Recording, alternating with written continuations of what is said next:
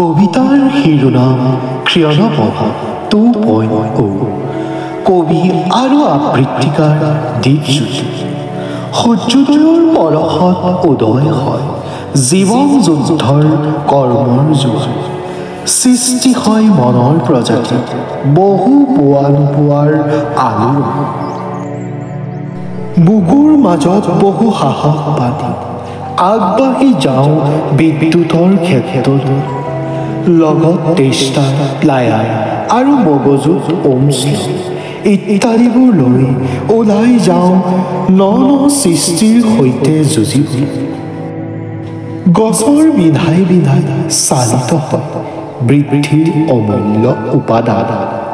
ক্ষণপ্ৰভা পথাৰৰ প্ৰণালীবোৰে শিপাই থাকে মন মগজুৰ ভিতৰত।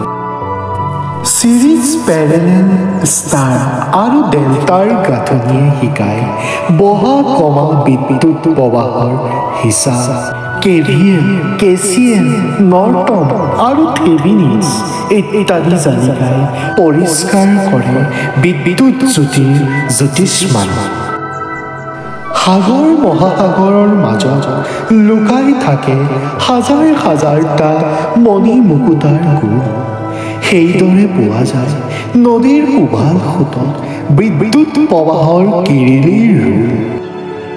টাৰবাইন লগাই অল্টাৰনেটৰৰ সহায়ত বিলাই দিয়া হয় ঘৰে ঘৰে।